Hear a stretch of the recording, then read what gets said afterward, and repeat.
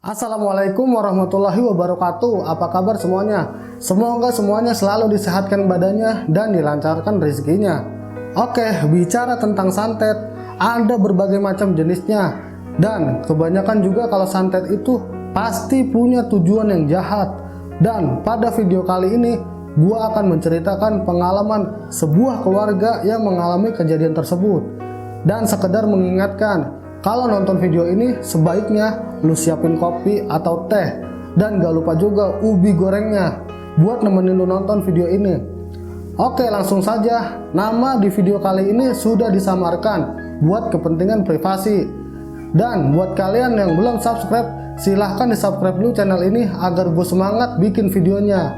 Dan gak lupa juga buat kalian yang punya pengalaman horor, silahkan dikirim ceritanya ke email di bawah ini, atau langsung aja DM ke IG Kowi Manap untuk dibawakan di channel ini. Oke, langsung saja cerita horor dimulai.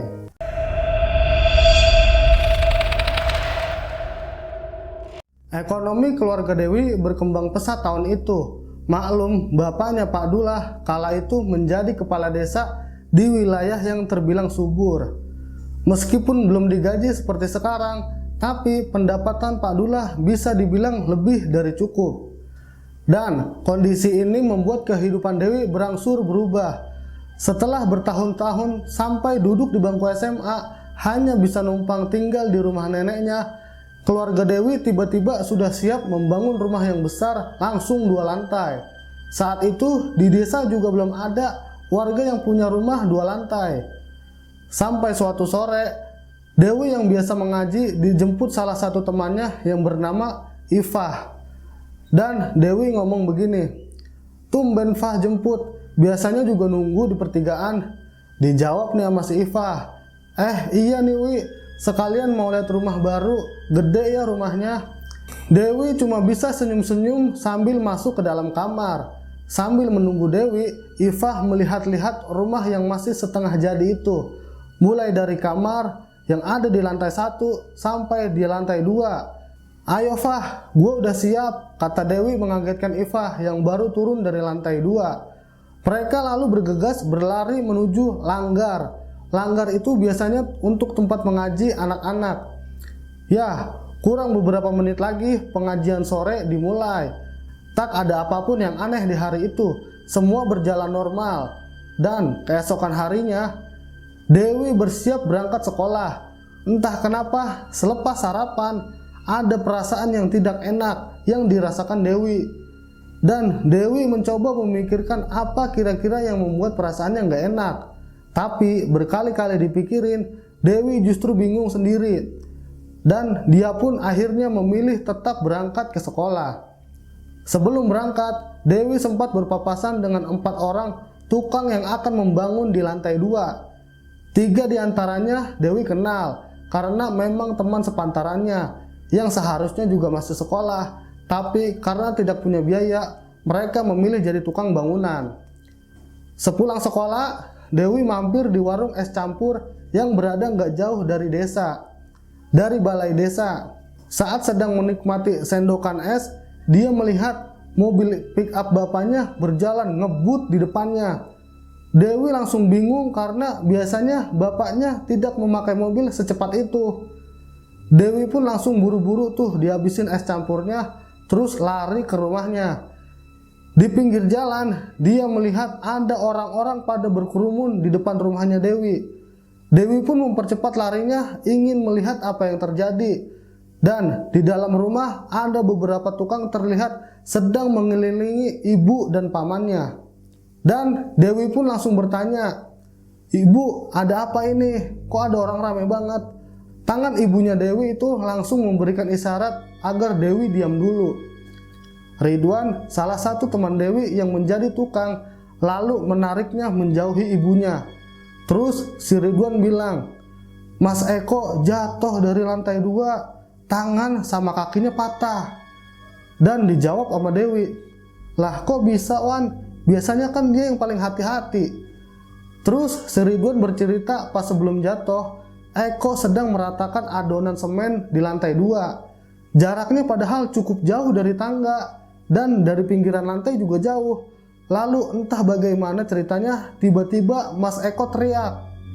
Gak lama kemudian ada bunyi benda jatuh dibarengi sama suara jeritan yang kayak tertahan gitu. Terus para tukang yang saat itu jaraknya cukup jauh langsung nyari sumber suara tersebut. Dan pas ketemu, ternyata Eko udah berada di lantai bawah dengan kondisi tangan yang ketindihan punggungnya sendiri. Pas jatuh, Mas Eko langsung pingsan. Untung bapakmu belum jalan ke balai desa, jadi langsung dibawa tadi. Kita juga heran, kok bisa jatuh, kata Ridwan. Dewi mengangguk sambil membayangkan situasi itu. Posisi lantai 2 ada sekitar 6 meter dari lantai 1. Dengan posisi yang gak siap, pasti membuat orang yang jatuh itu biasanya patah tulang. Akhirnya, siang itu, pembangunan lantai 2 dihentikan sementara. Pak Dullah meminta tukang libur dulu selama 2 hari. Eko harus dibawa ke rumah sakit di kota karena patah tulangnya cukup parah. Dan pas siuman, Eko sempat membisikkan ke Pak Dullah jika dia jatuh itu nggak sendiri. Ada sosok yang menyeretnya sampai jatuh ke lantai 1. Eko cuma melihat sosok yang menariknya tuh rambutnya panjang dan kejadiannya juga cepat. Sebelum pingsan, Eko sempat melihat sosok itu ada di lantai 2. Kejadian itu juga membuat Dewi sekarang merasa ada sesuatu yang gak beres. Padahal sebelum tingkat 2 rumah dibangun, keluarganya sempat mengadakan pengajian bersama para tetangganya. Malam hari setelah jatuhnya Eko, Dewi memilih tidur di dekat tangga. Ibu sama adiknya tidur di kamar tengah di dekat tangga. Ada kamar tempat bapaknya biasanya tidur dan menyimpan beberapa berkas desa. Karena di dekat tangga hawanya terasa lebih sejuk. Dan Dewi pun menggelar kasur. Sekitar jam setengah 1 malam, Dewi tiba-tiba bangun. Dia kayak mendengar suara lantai tangga tuh yang ditumbuk-tumbuk berkali-kali. Dewi merasa malas untuk bangun. Terus ditariknya lagi selimut. Karena semakin malam udara terasa lebih dingin, tapi suara lantai itu seolah terus mengganggu dan Dewi akhirnya benar-benar sadar dari tidurnya. Dia khawatir ada orang yang sedang berniat buruk sedang melakukan sesuatu di atas rumah. Duk duk duk duk. Suara itu terdengar semakin jelas. Dewi langsung bangun dari lantai lalu jalan ke arah tangga. Lampu dari ruang tengah juga nggak begitu terang sinarnya. Sambil mengucek-ngucek mata, Dewi mencoba melirik ke bagian lantai 2 yang gelap. Duk duk duk duk. Suara itu terdengar lagi, seperti ada sesuatu yang bakalan turun dari atas. Dewi merasakan dadanya nih berdebar-debar, takut kalau melihat ada yang turun. Beberapa detik kemudian, setengah tubuh pocong terlihat jelas banget turun dari lantai 2. Kainnya yang lusuh bercampur sama tanah. Melihat pocong itu, Dewi langsung ke arah kamar Pak Dullah. Pas dilihat, bapaknya masih tidur pakai selimut. Dewi sebelumnya memeluk bapaknya dan membenamkan wajahnya ke dalam selimut. Tubuh Dewi bergetar karena selama ini dia belum pernah melihat makhluk halus secara langsung. Kepalanya masih mengingat jelas wujud setengah badan pocong yang tadi ada di atas tangga. Terus tiba-tiba Dewi mencium bau busuk di depannya, seolah-olah keluar dari tubuh bapaknya. Pas Dewi mencoba memindahkan wajahnya, kali ini dia langsung berteriak. Ternyata yang lagi tidur itu bukan bapaknya, tapi makhluk dengan rambut panjang dan kasar. Wah, wajahnya dijahit ke dalam sehingga nggak nampak mata dan mulutnya. Dewi langsung melompat keluar dari kamar. Digedornya kamar ibunya sambil berteriak. Tapi kamar enggak juga dibuka. Dengan keringat dingin yang terus mengalir, Dewi berharap bisa pingsan. Tapi digoyang-goyangnya knop pintu itu, kamar enggak bisa kebuka. Dewi langsung lari keluar rumah, ngelompatin pagar rumah, dan pas turun, tubuh Dewi langsung ditangkap oleh bapaknya. Lalu Pak Dullah ngomong begini, "Ada apa, Dek? Sampai lompat pagar?" Langsung dijawab sama Dewi, "Bapak dari mana? Di rumah banyak setan, Pak." Dewi melihat ada ibunya di samping bapaknya yang menggendong adiknya yang tidur. Terus Pak Dullah langsung membuka pagar rumah. Singkat cerita, Pak Dullah langsung membuka pagar rumah. Dia masuk ke dalam sambil melihat kamar dan tangga. Nggak ada apa-apa dek, semuanya kosong. Pak Dullah dan istrinya ternyata baru juga pulang dari balai desa. Dia emang sengaja nggak bangunin Dewi yang lagi tidur.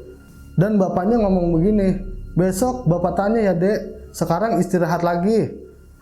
Pak Dullah menyuruh Dewi yang masih terlihat ketakutan masuk lagi ke dalam rumah. Dan Dewi melanjutkan tidur sama ibu dan adeknya. Besoknya, beberapa tukang yang akan melanjutkan pembangunan datang ke rumah Dewi. Belum juga bekerja, para tukang sudah ribut karena alat-alat mereka pada hilang. Pak Dullah sampai ikut mencari-cari karena nggak mau pekerjaan rumahnya kembali tertunda. Padahal pas Eko jatuh nggak ada yang naik sini.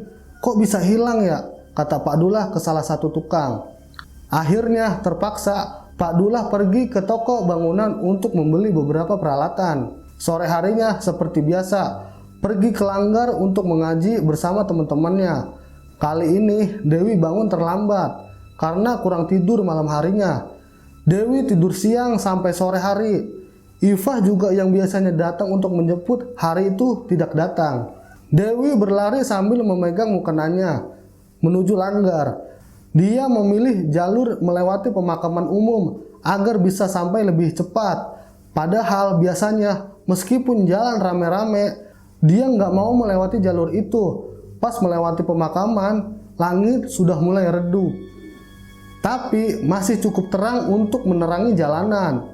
Ketika masuk area pemakaman, Dewi melihat ada seorang wanita berdiri di dekat salah satu makam. Dewi ragu untuk lewat, tapi jarak ke Langgar terlalu jauh kalau harus muter. Dan Dewi pun mempercepat langkahnya. Pas dilewatin, wanita yang menunduk dengan posisi tangan kayak menggendong bayi. Jantung Dewi berdegup, persis seperti semalam ketika ia bertemu dengan pocong di rumahnya. Dewi menatap lurus ke depan. Begitu melewati wanita itu, langkahnya semakin berat. Dewi berusaha berlari melepaskan diri dari situasi ini. Tapi semakin dicoba, tubuhnya seperti tersedot ke belakang. Dewi lalu merasa ada jari-jari yang menyentuh pundaknya. Spontan, Dewi mengucapkan istighfar sambil menjerit. Dan akhirnya dia bisa berlari menjauh. Sesaat sebelum keluar dari pemakaman, Dewi menengok ke belakang. Pas dilihat, wanita tadi melambai-lambaikan tangannya sambil menduduki nisan. Dewi nggak menanggapi dan langsung berlari ke Langgar. Malam itu pikiran Dewi semakin nggak karuan. Dia merasa bingung dengan gangguan yang terus muncul. Selepas Isya, Dewi pulang ke rumah setelah mengaji dari Langgar. Kali ini dia memilih pulang bareng sama temennya biar tidak lagi mendapat gangguan. Sesampainya di rumah, Dewi melihat ada Pak D Dayat, kakak dari ayahnya yang sudah duduk di dalam ruang tamu. Ibu Dewi duduk di samping bapaknya dengan wajah lesu. Dewi pun langsung bergabung bersama mereka. Ternyata Ibu Dewi baru mengalami kejadian yang aneh. Ceritanya begini, selepas maghrib, Ibu Dewi sedang berdandan di dalam kamarnya. Dia duduk di depan meja rias sambil menyisir rambut.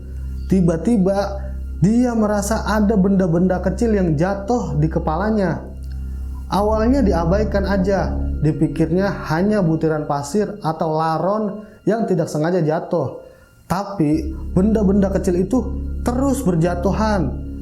Ibu Dewi lalu mengambilnya yang tersangkut di rambutnya. Setelah diamati, ternyata benda kecil itu adalah belatung. Ibu Dewi langsung menengok ke atas, tapi tidak ada apa-apa, hanya langit-langit kosong. Dia kemudian keluar dari kamar, melewati dapur, lalu ke kamar mandi.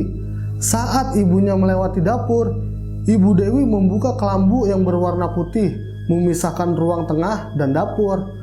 Baru 3 langkah berjalan, Ibu Dewi ingat jika nggak ada yang pernah masang kelambu di lorong pemisah antara ruang tengah dan dapur.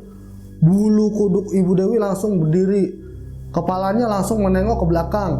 Di sanalah dia melihat makhluk itu menempel di tembok seperti cicak. Rambutnya panjang mirip sapu ijuk dengan baju putih yang lebar.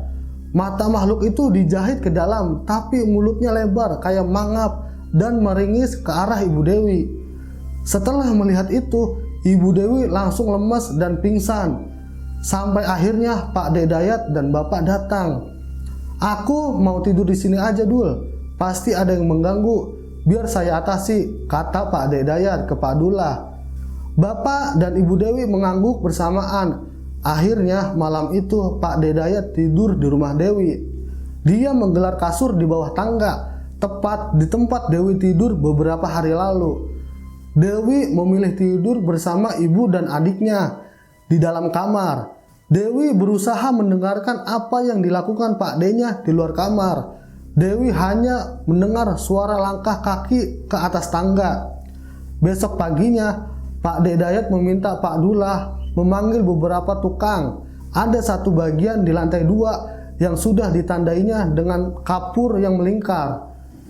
Dewi ikut melihat ke atas apa yang dilakukan Pak D-nya. Ternyata tukang-tukang itu diminta untuk membongkar bagian yang sudah ditandai dengan kapur itu. Mereka harus bersusah payah membongkar beton yang nyaris jadi sempurna. Setelah 2 jam diakalin, akhirnya beton itu bisa dikerok. Pak De Dayat menunjukkan kepada Pak Dullah dan Dewi. Samar-samar ada kelopak bunga yang terlihat mengeras di bagian beton itu. Ternyata dari penerawangan Pak De, ada orang yang sengaja usil menaruh tanah kuburan di adonan cor. Akibatnya lantai 2 rumah Dewi seolah menjadi daya tarik bagi makhluk-makhluk halus. Tapi Pak De Dayat tidak bisa menerka-nerka siapa yang meletakkan tanah kuburan di sini. Dia hanya meminta agar segera diadakan selamatan, agar tempat yang sempat ditaruhin tanah kuburan itu nggak lagi serem. Sedangkan sisa beton yang sempat diambil akhirnya dibuang Pak Dullah ke laut. Terima kasih buat Freddy Aspir karena telah mengizinkan ceritanya untuk dibawakan di channel ini. Semoga kita semua dalam keadaan sehat walafiat dan baik-baik saja. Dan buat kalian yang nonton, tinggalkan subscribe, like, dan komen supaya gue semangat bikin videonya. Oke, sampai bertemu di video-video selanjutnya.